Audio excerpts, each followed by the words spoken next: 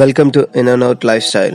இன்னைக்கு நம்ம சமைக்க போகிறது வந்து கோல்டன் ஃப்ரைட் ப்ரான்ஸ். இன்க்ரீடியன்ஸ் என்னென்ன தேவை அப்படின்னு பார்த்தோம்னா gochujang chilli paste, chilli powder, turmeric, salt, oregano, beer, garlic, ginger,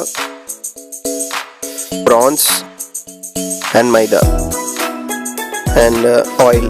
prawns marination பண்ணுறதுக்கு நம்ம யூஸ் பண்ணுறது வந்து கொஞ்சம் இப்போ 1 டீஸ்பூன் சால்ட் போடுறோம். அதுக்கப்புறமேலு டர்மரிக் ஒரு டீஸ்பூன் போடுறோம். அப்புறம் சில்லி பவுடர் வந்து 1 டீஸ்பூன் போடுறோம். ஜிஞ்சர் கார்லிக்கை வந்து ஃபைனல் சாப் பண்ணி அதை மிக்ஸ் பண்ணுறோம். அது ஒரு 2 டீஸ்பூன். அது ஜிஞ்சர் கார்லிக் சாப் பண்ணியும் போடலாம், இல்லாட்டி பேஸ்ட்டாக அரைச்சும் போட்டுக்கலாம்.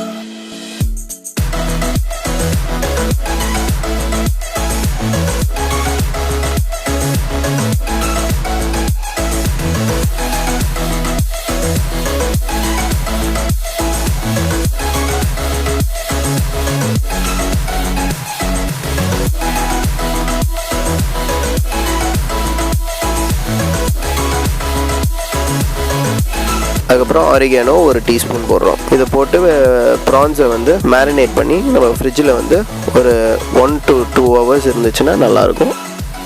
அதுக்கப்புறமேல் வந்து நம்ம ஃப்ளார் மிக்சிங் அதோட மேரினேஷன் நம்ம பார்க்க போகிறோம். அதுக்கு வந்து மைதா ஃபஸ்ட்டு நம்ம எடுக்கிறோம். அதில் வந்து சில்லி பவுடர் கொஞ்சமாக மிக்ஸ் பண்ணிக்கிறோம். அதுக்கப்புறமேல் வந்து கோஜுசாங் சில்லி பேஸ்ட் வந்து அது ஒரு 1/4 டீஸ்பூன் போடுறோம்.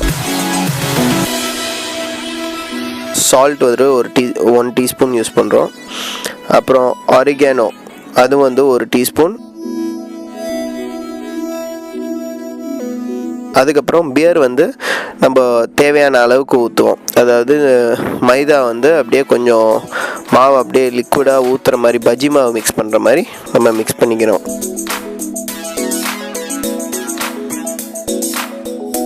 இந்த ஸ்பெஷல் என்ன அப்படின்னா வந்து நம்ம ப்ரான்ஸ்க்கு வந்து யூஸ்வலாக வந்து பேட்டருக்கெலாம் வந்து தண்ணி யூஸ் பண்ணுவோம். அதுக்கு பதிலாக இதில் வந்து பியர் யூஸ் பண்ணுறோம். அது மெயினாக எதுக்குன்னா ஒரு டிஃப்ரெண்ட் ஃப்ளேவர் இதெல்லாம் கொடுக்கும், அரோமா ப்ளஸ் டேஸ்ட்டு கொடுக்குன்றதுக்காண்டி தான் இது பண்ணுறது.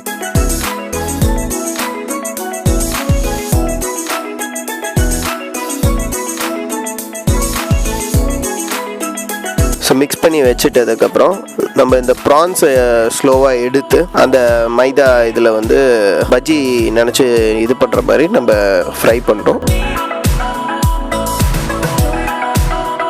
அதுக்கு முன்னாடியே வந்து ஆயிலை வந்து ஹீட் பண்ணிக்கிட்டு நல்லா கொஞ்சம் ஆயில் ஹீட் ஆனதுக்கப்புறம் இந்த ப்ரான்ஸை மாவில் நினச்சி கொஞ்சம் கொஞ்சமாக எண்ணெயில் போட்டு பொரிக்க வேண்டியது தான்.